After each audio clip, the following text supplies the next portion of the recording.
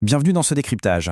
Aujourd'hui, on va démonter la mécanique complexe des organisations internationales pour comprendre un peu comment elles façonnent secrètement notre monde.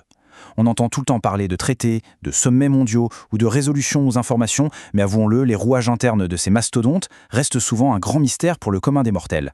Alors structurons ensemble notre compréhension de toute cette architecture mondiale. Au programme de notre exploration aujourd'hui, on va retracer les origines de la coopération mondiale, parler de la fourniture de ces fameux biens publics mondiaux, explorer différentes lunettes théoriques, découvrir les trois visages de ces institutions, détailler la création des règles internationales, et enfin, on se penchera sur l'avenir de la gouvernance. Allez, première étape, les origines de la coopération mondiale. D'où vient cette idée au juste ? Si on remonte un peu le temps, on se rend compte que les choses s'accélèrent vraiment après de très grandes crises. C'est un peu l'effet domino. En 1815, juste après les guerres napoléoniennes, le concert de l'Europe tente de maintenir un équilibre entre 5 grandes puissances. Ensuite, c'est le choc monumental de la Première Guerre mondiale qui donne naissance à la Société des Nations en 1919.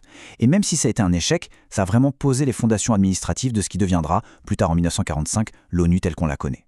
Ce qui est absolument fascinant ici, c'est que bien avant la création officielle de l'ONU, les fameuses 4 libertés, énoncées par Franklin D. Roosevelt dès 1941, avaient déjà posé le socle philosophique de l'après-guerre. La vraie rupture conceptuelle, c'était de comprendre que la paix, ça ne reposait plus uniquement sur le fait de déposer les armes, mais surtout sur la stabilité socio-économique et les droits humains fondamentaux. Concrètement, la machine de l'ONU s'appuie sur 6 organes principaux. L'idée de départ, c'était vraiment d'éviter de répéter les tragédies du début du siècle. C'est un équilibre super délicat. Par exemple, si l'Assemblée générale offre une voix délibérative à tous les pays de manière égale, c'est le Conseil de sécurité, avec sa petite poignée de membres permanents, qui a été pensé pour détenir le véritable pouvoir de contrainte. Passons à notre deuxième grand point, fournir des biens publics mondiaux. Parce que le rôle de ces organisations, ce n'est pas seulement de discuter indéfiniment, c'est de produire des résultats concrets pour la planète. Mais de quoi parle-t-on exactement ?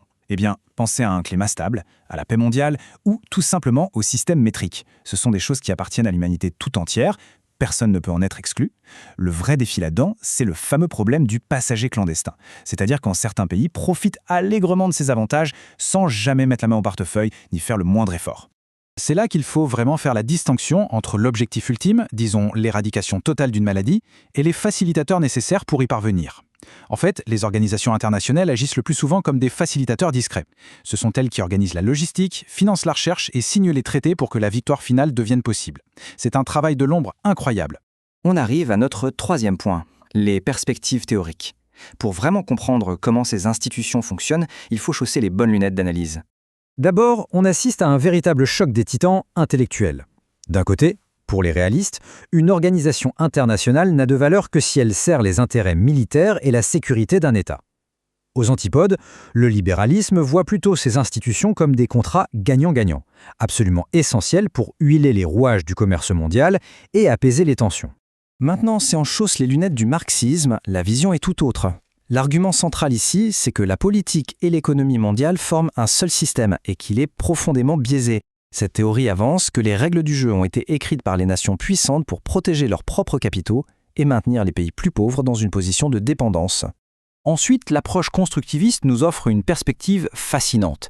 Elle suggère que des concepts qu'on croit gravés dans le marbre, comme la souveraineté ou les droits humains, ils n'existent que parce qu'on accepte tous collectivement d'y croire. En gros, une idée partagée par suffisamment d'acteurs finit par se transformer en une réalité qui dit que carrément le comportement des États.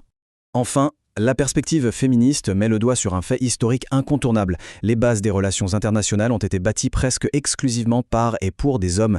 Cette théorie analyse de très près comment cette absence de représentation a façonné nos politiques mondiales actuelles et elle milite pour une transformation en profondeur vers une véritable égalité des sexes dans les hautes sphères de pouvoir. Quatrième section de notre décryptage, les 3 visages des organisations internationales. La théorie, c'est super, mais regardons un peu comment la machine tourne concrètement sur le terrain. Au fond, comment ces immenses institutions exercent-elles réellement leur influence au quotidien ? C'est la question à 1 million. En fait, elles ne détiennent pas une seule forme d'autorité rigide. Elles agissent plutôt comme des caméléons qui s'adaptent en permanence. Plus précisément, on peut dire qu'elles portent 3 casquettes à la fois. Elles sont d'abord des acteurs juridiques capables de prendre des décisions fortes de leur propre chef. Ensuite, ce sont des forums, littéralement des arènes de débat, où les diplomates du monde entier viennent s'affronter par les mots.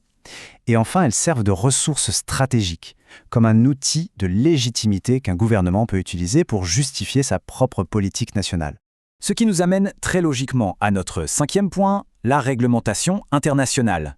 Pour être prise au sérieux en tant qu'acteur, une organisation doit pouvoir générer et faire respecter des règles à l'échelle de la planète. Et pour ça, l'arsenal d'outils est particulièrement vaste. Ça va bien au-delà des gros traités juridiques contraignants. On y trouve des instruments incitatifs ou même des simples normes techniques. Par exemple, prenez une norme volontaire sur la sécurité alimentaire. Elle peut réussir à harmoniser les pratiques d'une centaine de pays, tout ça sans jamais utiliser la moindre contrainte légale. C'est quand même dingue quand on y pense. Mais bon, écrire une règle ne sert à rien si elle n'est pas appliquée. Alors comment on incite les États à suivre le mouvement? C'est un processus méthodique en 4 étapes. L'assistance, d'abord, pour aider ceux qui veulent bien faire mais n'ont pas les moyens.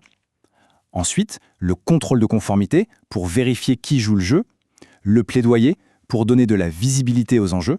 Et enfin, une surveillance continue, pour ajuster le tir face aux évolutions du monde. Allez, dernière section, l'avenir de la gouvernance mondiale. Face aux crises colossales du XXIe siècle, comment ce système gigantesque va-t-il bien pouvoir s'adapter ? Des experts s'accordent à dire que 8 leviers stratégiques vont être vitaux pour la suite.